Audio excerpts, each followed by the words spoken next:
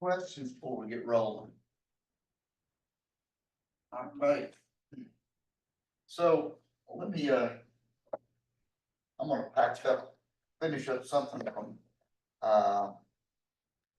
last time. So if you recall,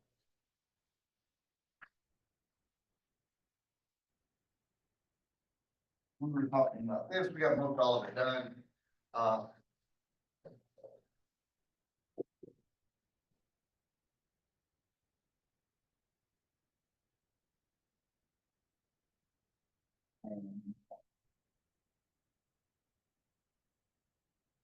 Listen, or equal one, but yeah, in most cases, we come out with starts on one dimensional, because otherwise it's a bit silly. And three, there's Noetherian. And RP is a Noetherian valuation domain.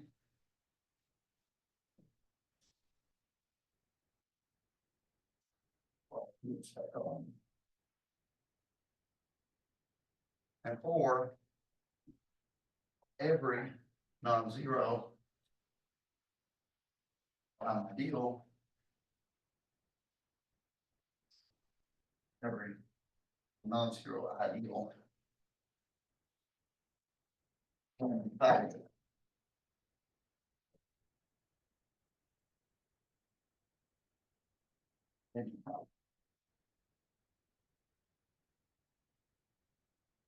So let me polish.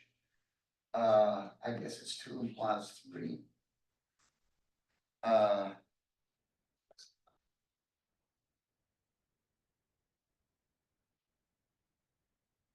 So we have all this kind of business here. So suppose,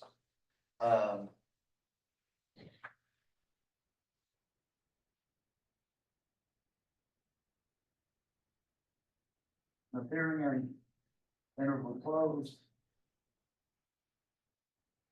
and dimension of R equals 1. So it's not the field.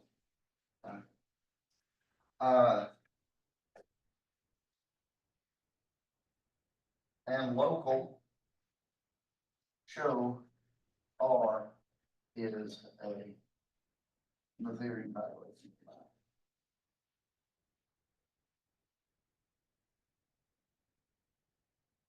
So we've done most of this, but there was a question over part of it. And I can't believe I didn't think of this before, but you can choose the elements a little bit better. So in 2 implies 3, we've got Noetherian interval close dimension less than or equal to 1, and then we localize it and show that it's a Noetherian valuation domain. Notice that localization preserves this, and this, as long as you don't localize it 0. Everybody with me so far?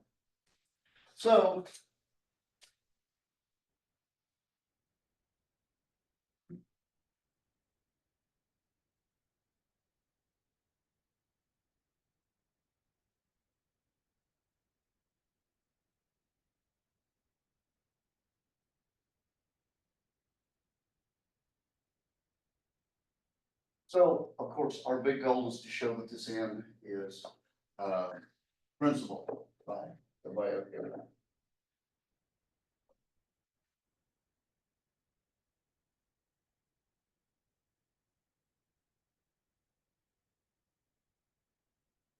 Okay, so to this end,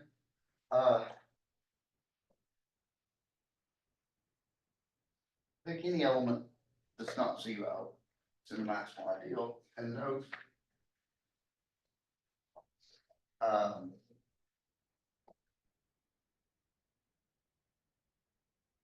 the radical of that ideal generated by that element is n, because the radical of any ideal is the intersection of all primes that contain it. This is one dimensional and local, so there's only one prime that contains this, namely one maximal ideal. Everybody okay with that? So there exists, natural numbers such that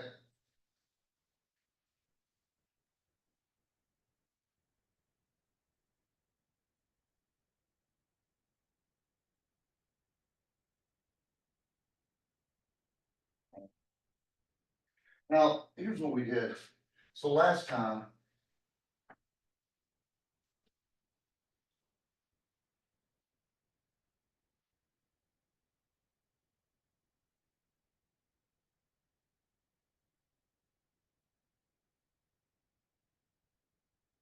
And note.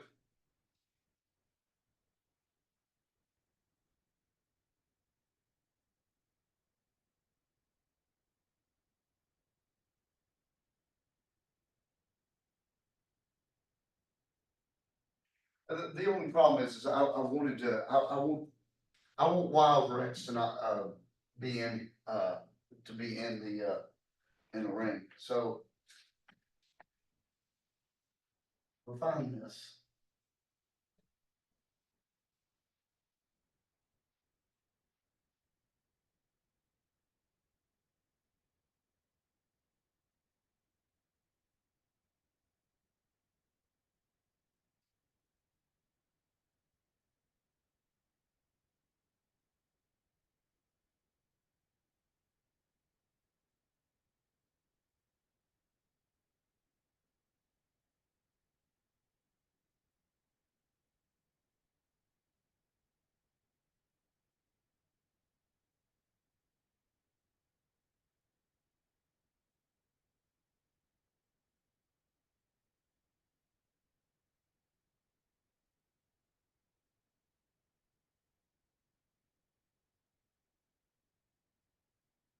So in other words, this certainly satisfies this, but just start picking apples, right? Pick the exponents off of this until this is minimal with respect to this property.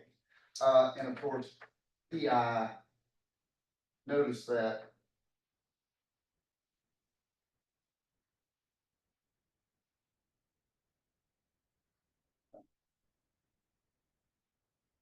notice, of course, if this are all zeros, there's no way that this is, that my is contained in X.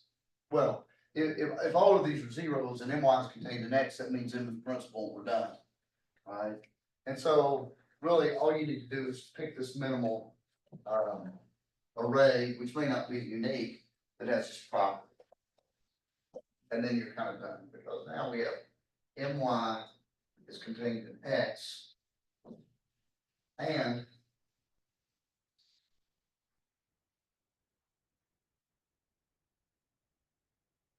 so y over X is in M inverse. And by the minimality of its Y,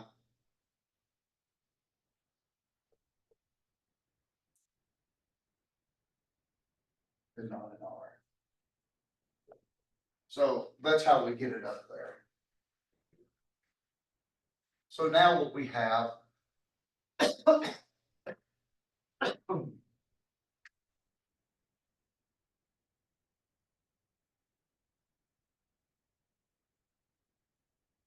and if you recall, the rest of this, the rest of it is exactly like we did before.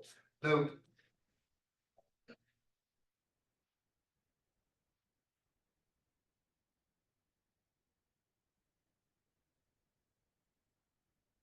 of course, this is always true here. Uh, if M inverse is equal to R, then M is invertible. And hence principal.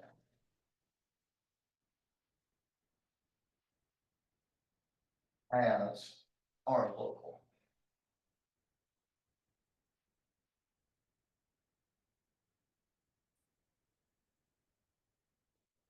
Uh,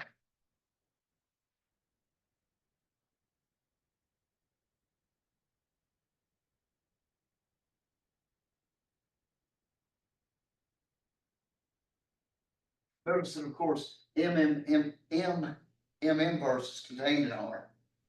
If it's not equal to R, it can't go any further down than this because M inverse contains all of R, so it's going to contain at least that. And this implies every element of M inverse is integral over R. as M is finitely generated.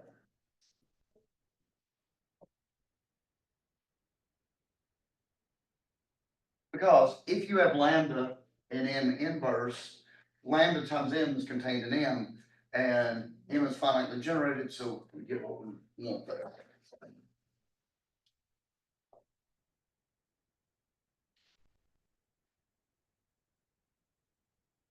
But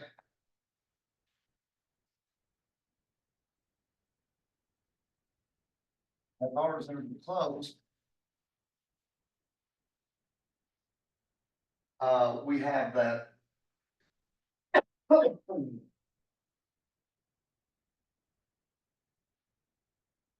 Because every one of these elements here is integral, so it's got to be contained in R. Right, and this is,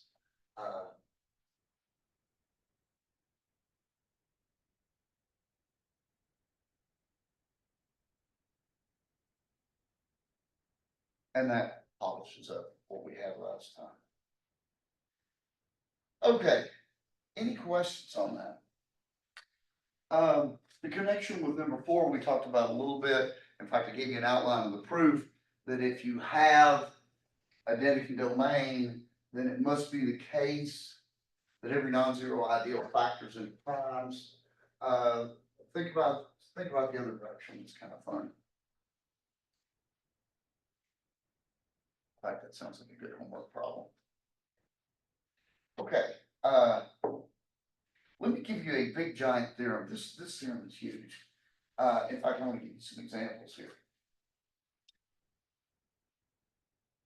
Right. This theorem deserves its own board.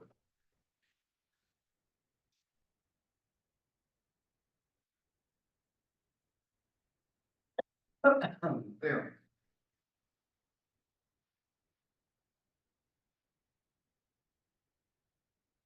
Uh, 5, 2, 3.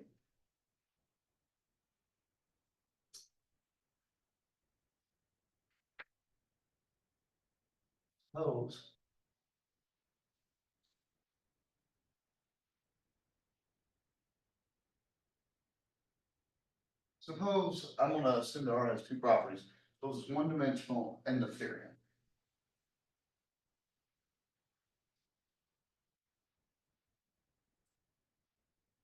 And we'll say the quotient field is K.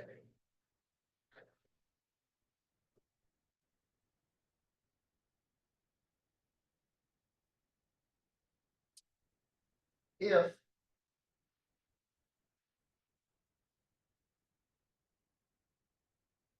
I'm going to go any overring if you like of this.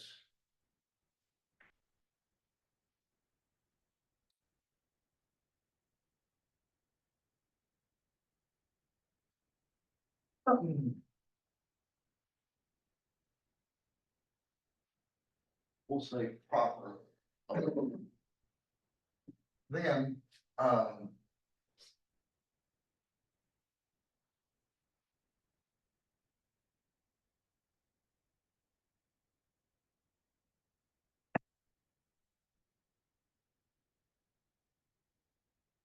so if you have any overring of a one-dimensional Noetherian domain,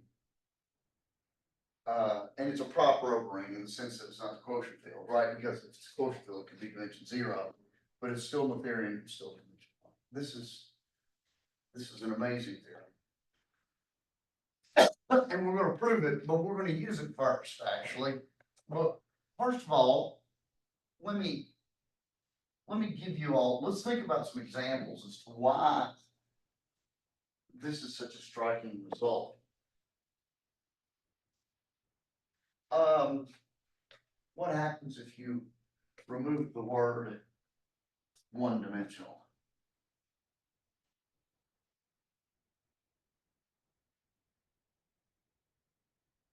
So I want to sort of demonstrate via example that this is actually a strong result. Okay, so suppose that R is Noetherian. Oh, by the way, why did I say one-dimensional, not less than or equal to one-dimensional? Oh, yes, can say it. Because the zero-dimensional case is stupid. right? Because it is its own overring, there's nothing to do here, right? So the zero dimensional case in a certain sense is trivial. So the one dimensional is sort of the smallest case where you can say something interesting about. So let's suppose.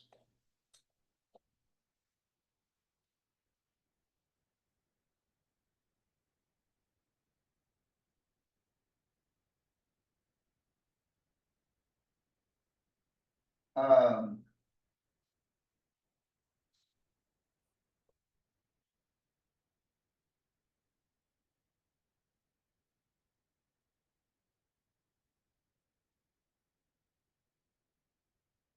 can you find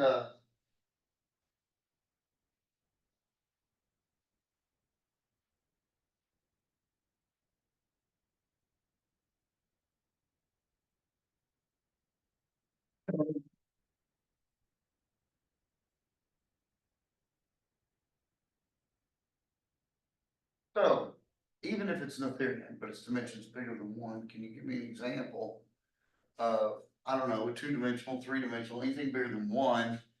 It's Noetherian and has an overring that's not.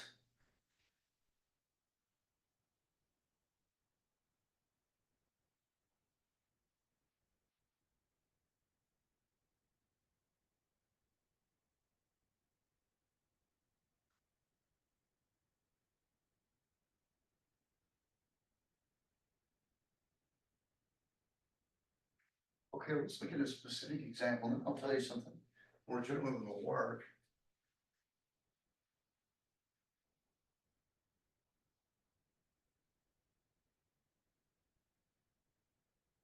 And that right there, two-dimensional Noetherian, almost as nice as you can get, right? I mean, it's just polynomial ring in two variables. Notice that theorem 5.2.3 applies to polynomial rings in one variable. So there's something different here. Yeah, like one over X. Ooh, you're getting close. If you join one over X and one over X squared, it'll still be Noetherian because what you're doing essentially is localizing over. You don't want one over X though. Why? There you go.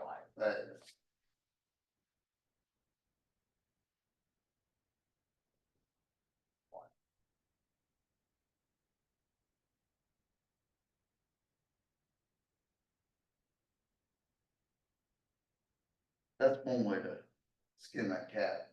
Because if you look in in this ring at the ideal of everything that has a Y in it, that's really fast and loose, but everything, that ideal is not finite to be generated, right? So there's an overring, and that's certainly, notice everything here is a rational function in two variables. So this is certainly an overring of fxy.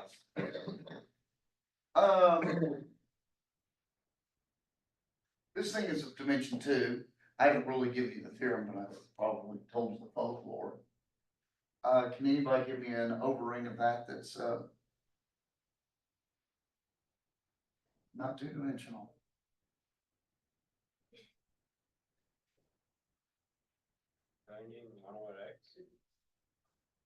Yeah, that'll do it, probably. Here's one thing that you could do that's more forceful. Notice this is a principal ideal, I'm sorry, notice this is a unique factorization domain, right? Pick your favorite prime. Doesn't matter what it is, x, y, x plus y, whatever. I'll pick x. That's a principal prime ideal localized there. Now, this is an overring, right? So this is basically rational functions where the denominator isn't divisible by x, right? This is going to be a one-dimensional UFD, so it's a PID actually. So notice I've dropped the dimension from 2 to 1. So I've gotten them both to fail here.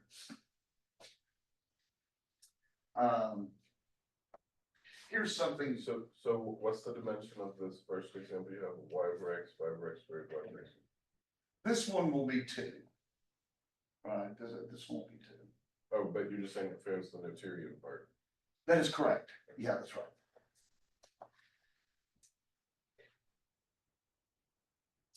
Notice, uh,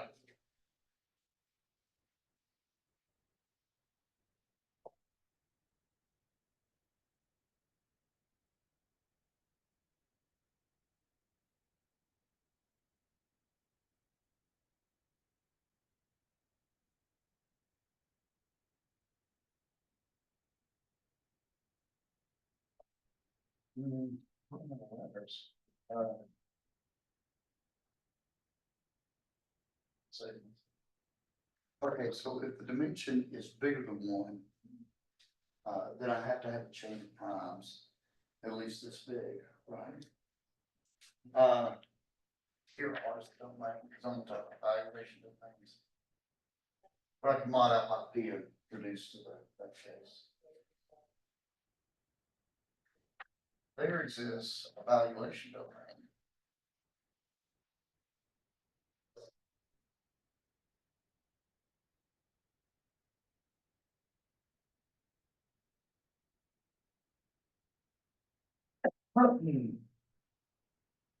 In fact, this is true for any proper idea, right?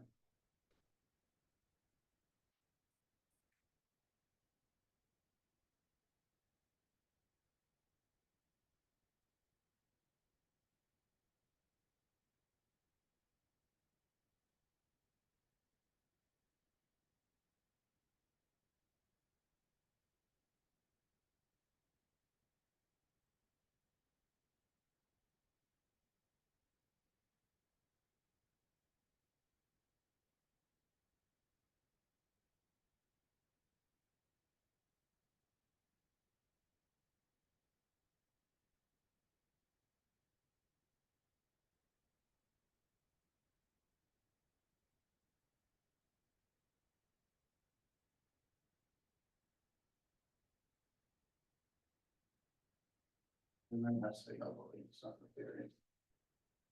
So in other words, if you could find a valuation over a ring where this survives and all these ideals keep their status as primes, then it has to be non-Noetherian, because every Noetherian valuation domain has dimension one or less. And in fact, this can be done, there's actually something called the value dimension. So we've been talking about Kroll dimension, which is how high you can stack your prime ideals. There's another concept of dimension called valuative dimension. Anybody want to take a guess of what the valuative dimension is?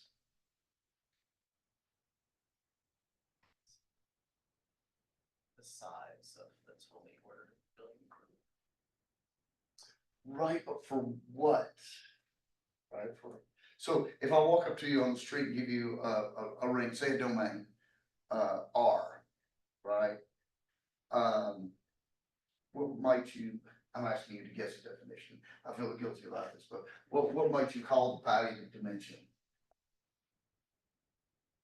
Length of a chain of graph of ideals. How about look at all the valuation overrings of that?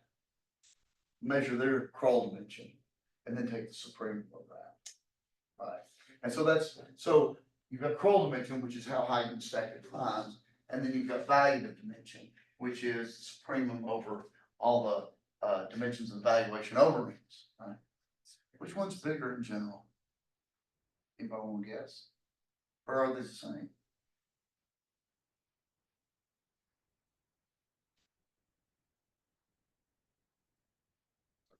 Full dimension is bigger. Actually, it's the dimension that is bigger or can be bigger. I should probably look up. I don't really know an example off the top of my head. But I should do something else. Yeah, it turns out, so that's the interesting thing. So it turns out that if you have a stack of primes, you can build a valuation overring that has that kind of stack of primes in a certain sense. On the other hand, the value dimension, I think, can be bigger than the Kroll dimension. I'll see if I can find an example of that. Okay. So my famous theorem 523 has gone away, but I'm going to give you a corollary here.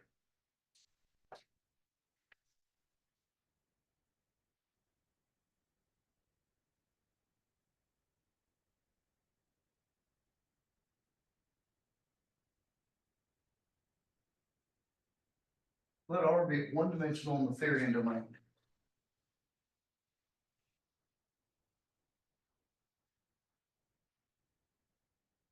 Then R bar, the integral closure of R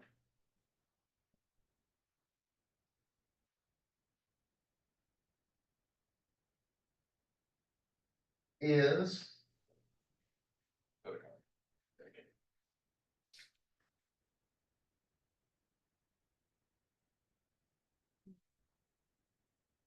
this is a super cool theorem too. This is a nice corollary of that previous result. Look at R bar. That's right, it's an overring of R, hence one-dimensional in the theory. And so notice that R bar is also integrally closed. So is that. So in a certain sense, integral closure repairs any one-dimensional domain into a very nice class.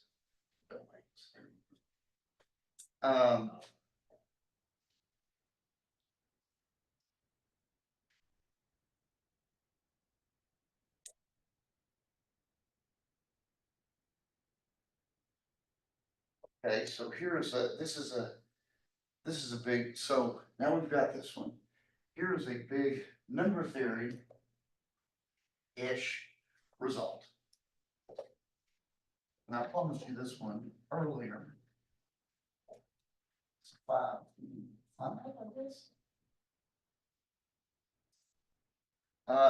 If R is Dedekind with quotient field K.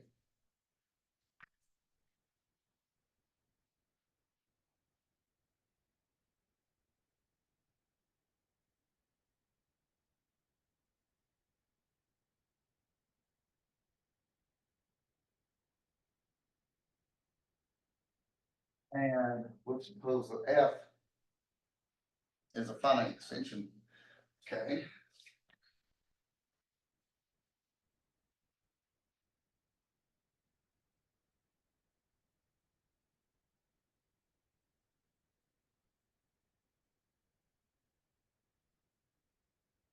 So the degree of F of A is N, say.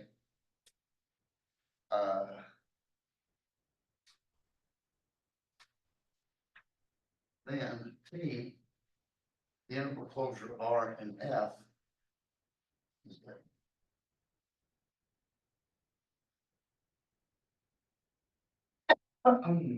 And this is a big part of the machine that makes algebraic number theory run.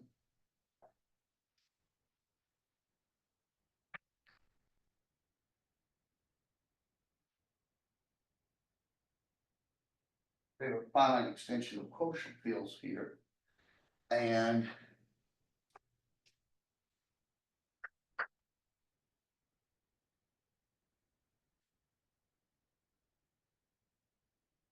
the integral closure of R in this field F, that gets you a Dedekind domain. And the applications come from usually the standard application, if you will, is this right here.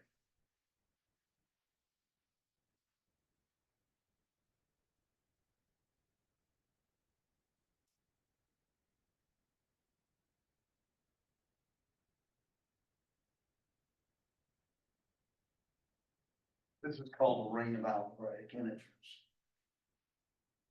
And so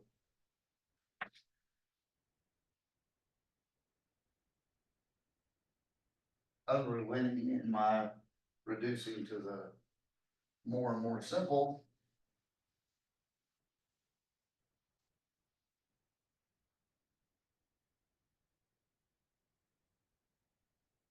Here you go, square free integer. Then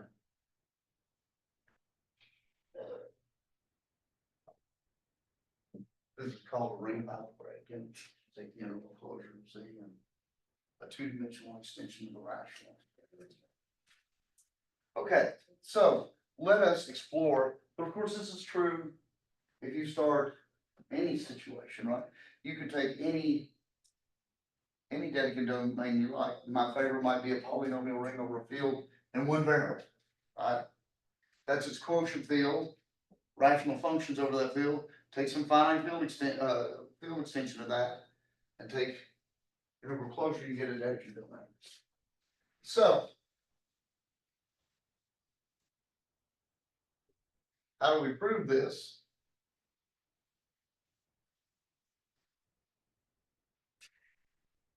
What is the best sort of automatic proofer of this? Oh, that was bad, wasn't it?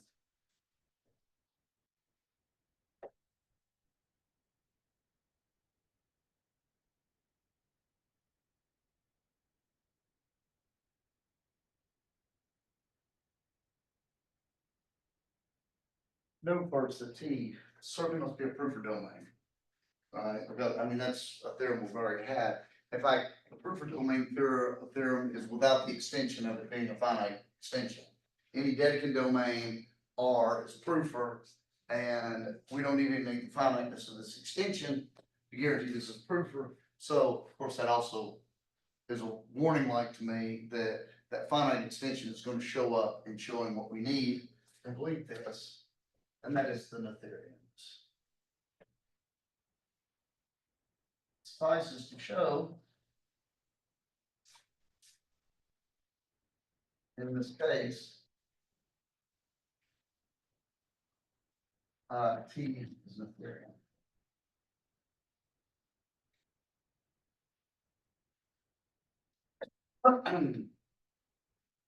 We can also note that it's an integral extension, so it's one dimensional and it's integrally closed.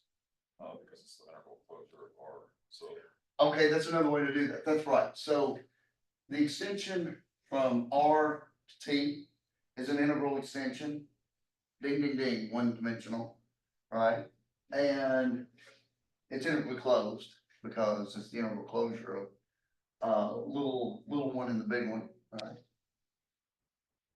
And so We're at we're the same both, spot. that's right, we're both in the same corner. We got to show it's Noetherian, right? So, And elements that we can get out. okay, so let's suppose.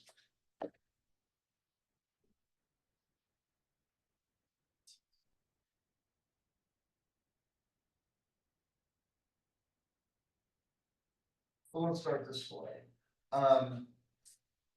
We know that F is a finite extension of K.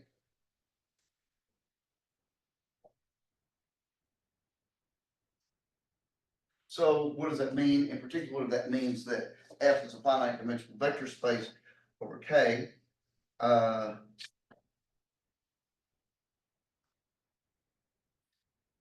we'll assume this, and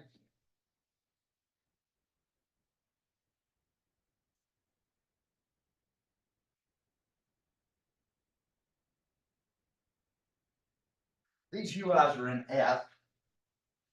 But of course, this is a field that making, and of course, F is easy.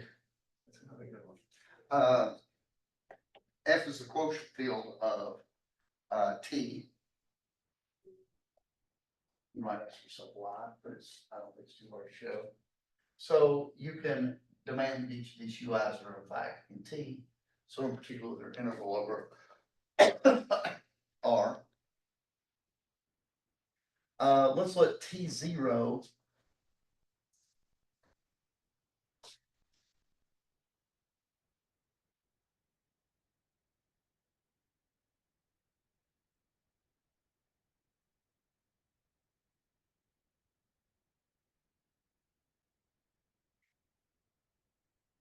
so let T0 be that right here.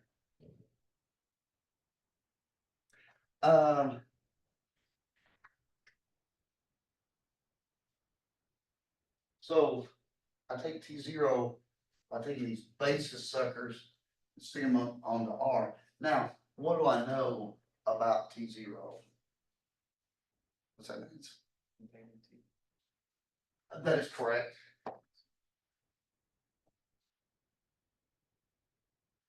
Also Noetherian. Okay, I agree, wasn't a theory. So finitely generated module. That's right, it's generated finitely over, also Hilbert basis theorem, if I join in polynomial variables, it's Noetherian. And then this is a homomorphic image of that, right? So how would you like to look at it? So T zero.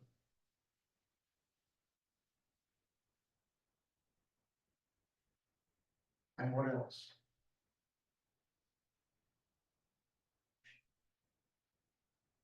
It is. Why is it one dimensional?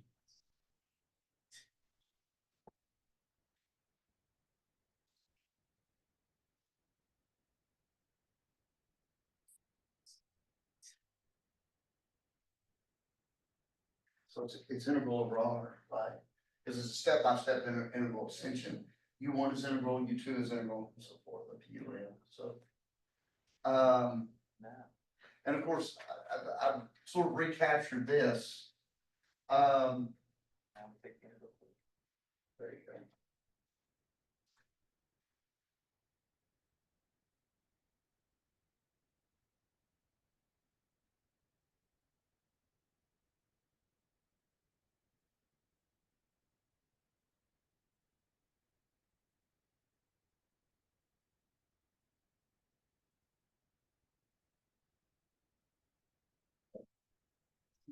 You already have a ring of it? What's that now? No, because we go outside of the quotient field. I have different. Yeah, that's right.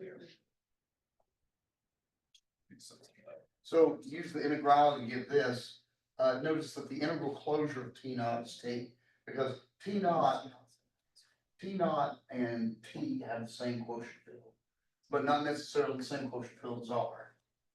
So what is the quotient field? It's not. It'll be a F. So what I'm saying is T is an overring of T naught, and we just. That is correct. So we can just get the thing immediately. Right, right. We don't. Well, that we as do the need- integral. We do, well, for it to be Dedekind, we need T to be integrally closed. Right, and it is because it's the integral closure of this. This T naught, the problem with T naught is, it might be a little bit lame. T naught is Noetherian and it's one dimensional, but it may not be integrally closed. Sorry, but we already have that as proof. So we only need Noetherian. But we don't know that this guy's perfect. Because it may not be integrally closed. Let me show this to you in action. Alright, so here's an example that will illustrate what's kind of going on here. How about this? Nice. We just didn't show Noetherian, we just went all the way in. Or that.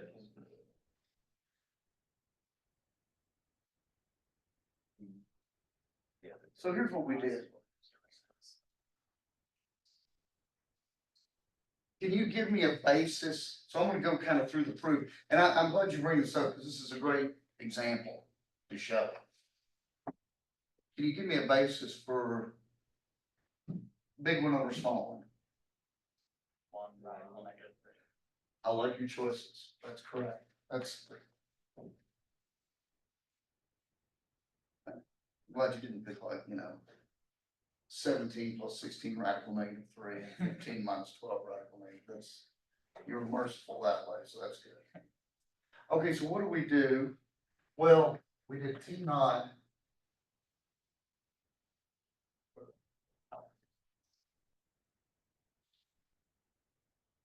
Right, we just took the basis and stuck it on here. Now, the one is superfluous, right?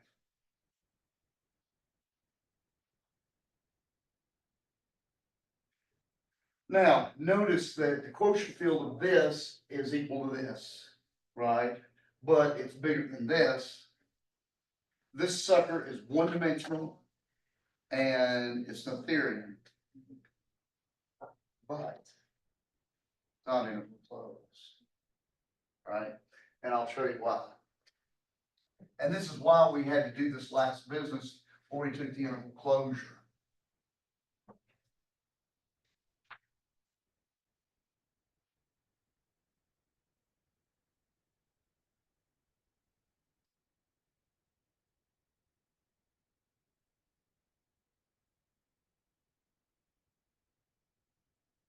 Let me give you an example.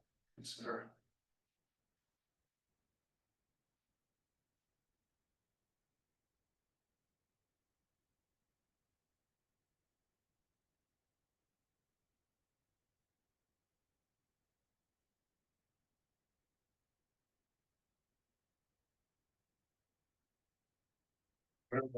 Put the elements in Q, but you want to square -3, and this is the primitive third root of unity. This sucker.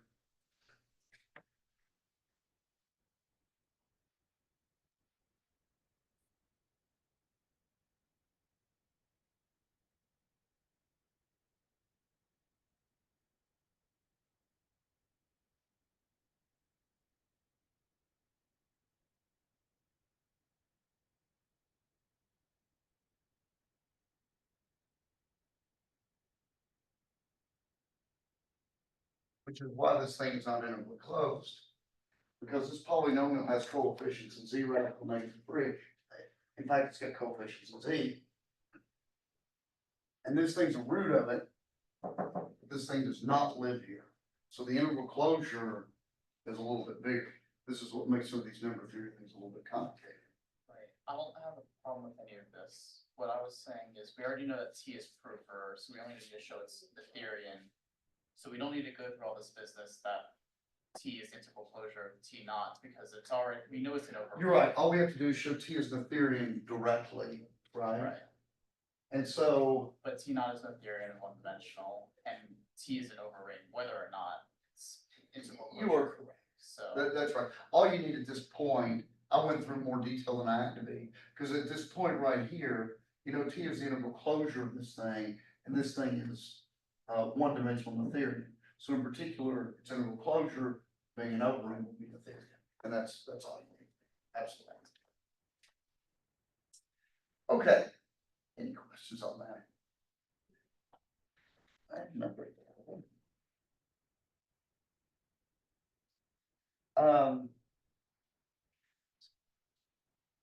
Yeah.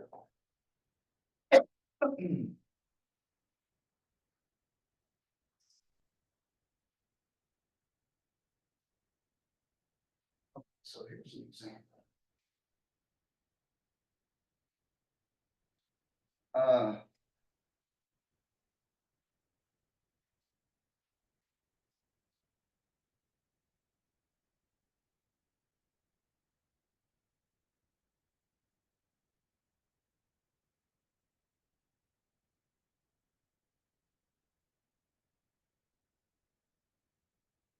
You can hear me now and believe me later.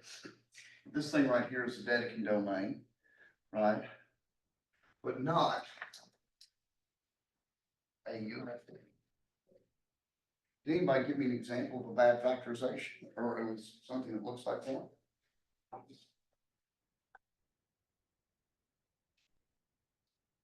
I mean, there's one that you can take advantage of pretty easily.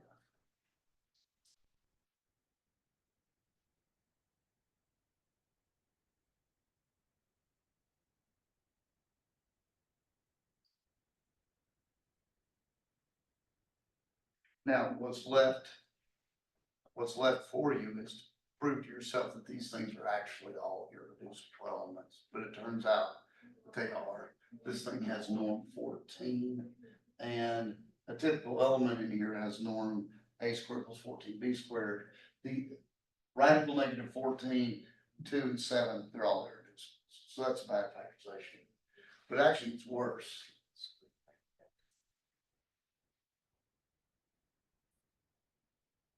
81 is 3 to the 4th. That's the easy one. Anybody see an exotic one?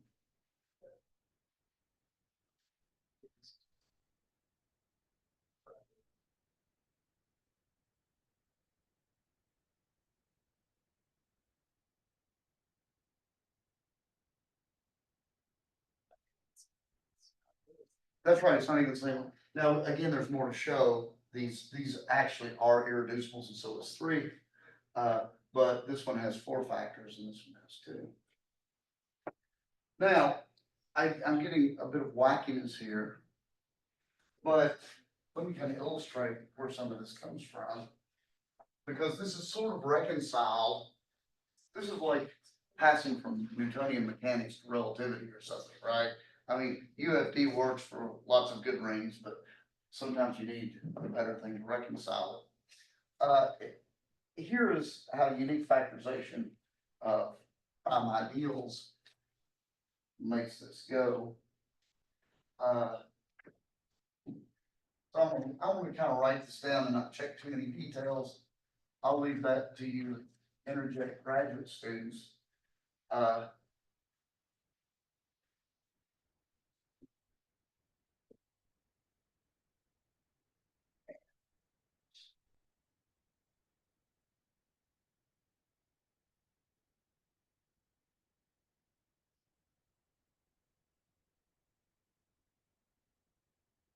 Actually, taking complex conjugates gives you different ideals in this case. Taking complex conjugates in this doesn't get you anything because all it does is change its negative sign, which had to be in the ideal in the first place.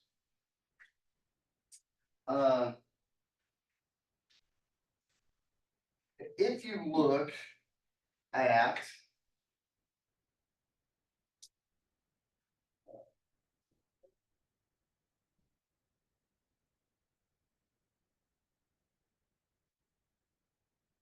so if you look at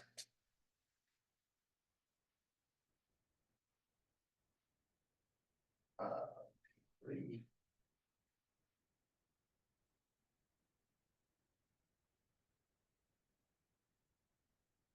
I guess I'm focusing on 18 here, P34.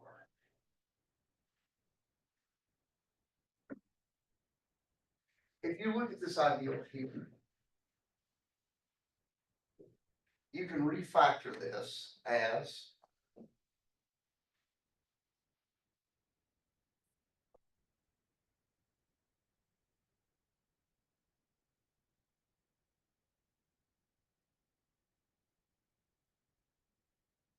and if you multiply these ideals out, you will get the wonderful result that this is actually 3,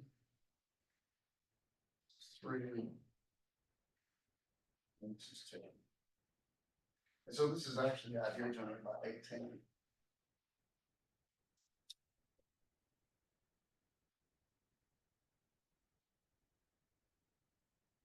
But you can also do this.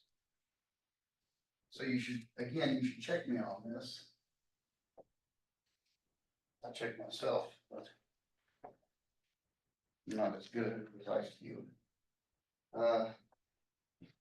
3, 3, 2.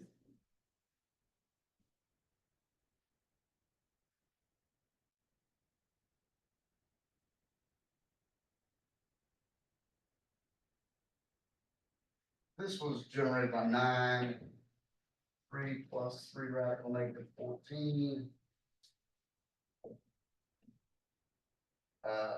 Minus 13 plus 2 radical negative 14. And, oh, whoops, times this ideal.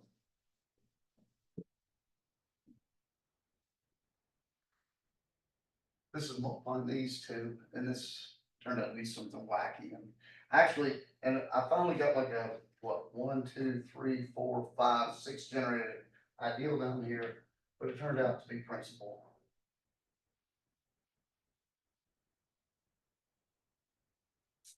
So it turned out that this clump right here is generated by 2 minus the square root of minus 14. Five of those 3 ideals is principal. Now,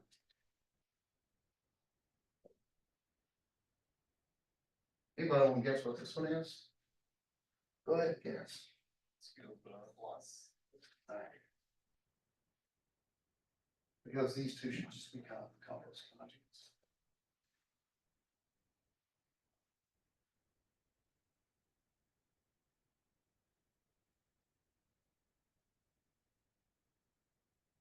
So this is 2 minus radical negative 14, 2 plus radical negative 14, which is also 18.